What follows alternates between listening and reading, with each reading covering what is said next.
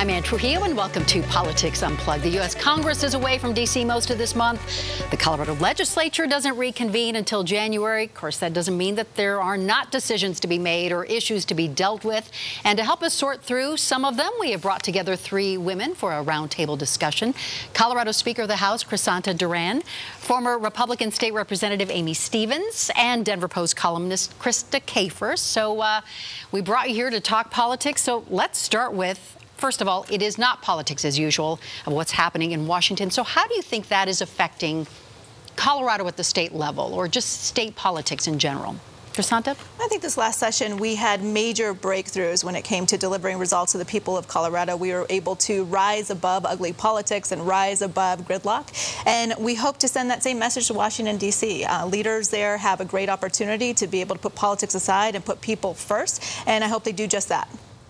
And Amy? Well, I, too, would agree. I think we did see a lot of attempts to work together this session. And I think you saw both sides sometimes take aim at each other, but I think it takes courage to do that. And the other thing is, I think Washington could learn from that, and I actually would like to see more things come back to the states that we can actually work out together, because I think we do a quicker, better, and a better job economically. Krista? I have a lot more faith in state government, frankly. I mean, I think there's a chance, particularly here in Colorado, we've got Tabor and other accountability restraints that make lawmakers work together. You actually have to balance the budget. You actually have to come up with solutions. D.C., dysfunction junction, making Colorado look good and providing satire for SNL for, I don't know, years to come.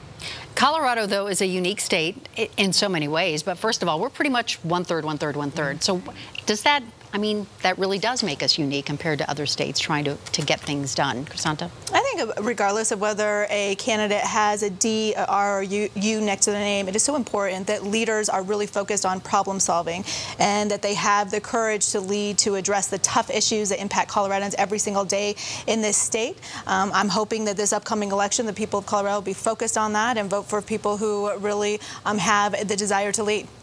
Because that seems to be what we're hearing from Washington, right? That there is definitely an independent streak, and people seem to be, that seems to be resonating with people. Well, you know, I think we're seeing, as we look at the different parties coming up, you know, again, we're looking at, are we going to have a primary, right? We're allowing independents to vote in the coming primary, hopefully. I think the R's will sustain that. But I do think that this era of populism. People are switching out of parties. Now, you know, Krista and I have talked about this. I think the Libertarians cost Republicans votes in the state. I do think the centrist party will cost Republicans votes in the state. We have the new Democratic Party, which I think is a branding nightmare, but I see where they're trying to go. We'll see if they come to Colorado. They may cost Democrat seats, I don't know. But we are having massive switching around because people have had it. They have absolutely had it. And if they don't like what's going on now, they might switch over, switch out, switch parties. They don't care. Well, and we've heard Ken Buck say that the Republican Party is dead. As a libertarian, is that music to your ears? There's still some great Republicans out there, but you think about what I believe. Yeah, exactly. Or Senator Cory Gardner, Congressman Ken Buck, you know, Amy Stevens. There's a lot of great Republicans out there, and I still do vote for Republicans when I can. But the fact is that I support limited government, rule of law, property rights, natural rights, these kinds of things. And I see particularly at Washington, perhaps at the presidential level, there's not a good alignment there for me, and so that's why I had to go libertarian. Now, if the Republican Party were to move back to libertarianism and leave the sort of big government vision behind, count me back. Although it's tough as an elected official, right, to buck the system, to buck the platform. I think the Democratic caucus, I think we are very lucky that in the state of Colorado we have leaders that have been elected in rural, urban, and suburban areas of the state. We've been able to effectively, truly represent people when it comes to their values and views on education and transportation. And for me as a Democrat, I think one of the most important things that we can do going forward is not just talk about how bad it is that Donald Trump is our president and in the White House, but we have to define who we are and what we are willing to fight for. What kind of Colorado do we want to see for decades to come? And we have a real opportunity opportunity to do that. But is there an identity crisis for our political parties right now? I think so, and I think the voting, recent elections are showing it, frankly. I mean, Democrats lost last big congressional elections. We have, what, over 36 red states.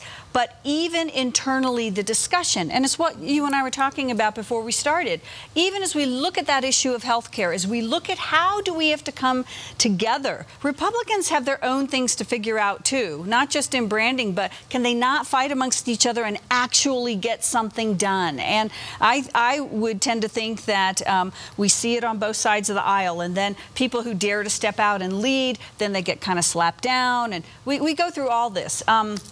I am watching Washington, and I shake my head because, again, I'm going to go back to, I think we can do it better here. And I am a big federalist, so I think we can do it better. So what would you all say to our members of Congress right now that could, I mean, what do they need to hear right now? Mm-hmm. You know, I know they're in a tough spot. If you've got half of the states saying we want to keep Obamacare and half the states saying no, get rid of Obamacare, what do you do? I mean, I think there's a desire to please everyone. I think you got to go back to first principles. Can the market deliver better than the government? And that is simply proven by, you know, history, if not science. And so I would love for these members of Congress to say, well, I'm not going to do what's popular. I'm not going to do what people necessarily want. I'm going to do what's best, and that is to do the right thing, in this case, to repeal Obamacare and put something better in place. Is the Hickenlooper-Kasich deal doable? I think it's something that they should be looking at, and there needs to be an effort to listen to state leaders, because when you're talking about transferring costs to state budgets, that's going to have a major impact on education, transportation, a variety of other issues. And so they really need to listen. But I also think that for so long, Republicans have attacked Obamacare. They have had years and years and years to come up with a viable solution, and they can't agree amongst themselves about what that solution could potentially be. And right now, we're at a pivotal moment where Republicans and Democrats should listen to each other, come together, and try and come up with a plan that can work for everyone. We know the difference between access to health care for so many Coloradans is the difference, quite frankly, between bankruptcy and economic security. It's a difference between life and death. It's a difference between people having the ability to reach their full potential and having a healthy workforce. I know that was a loaded question. We have less than a minute left. So I'm going to say, I think that was a fair criticism. I would say right now here in this state, the Medicaid response issue, you're going to hear it here. These guys are all going to become federalists, and they're going to kick everything back here. And I would say we have a huge problem right now on the whole automation of Medicaid. It's at a crisis point. Rural hospitals can't take it. We've got to help. I think we have to come together and get something done. 45% of people on Medicaid in the state are able-bodied adults. Shouldn't they be purchasing their own health insurance? I think if Congress can remove mandates so that costs go down, people have a personal responsibility to take care of themselves. Do you think that's our #1 issue right now, health care? Getting that resolved? Yeah, it's a big one. What else? I think it's growth. You know, in Colorado, we have an incredible quality of life. I have 6 generations of family in the state, grew up in North Glen and Arvada, and now represent Denver. And there's so many people who want to be here and raise a family, and it's beautiful because Colorado is a wonderful place. But we have to have some serious conversations about education, about transportation, about how we protect our beautiful outdoors. Infrastructure. How do we all fit? Yes. And we got to do it together.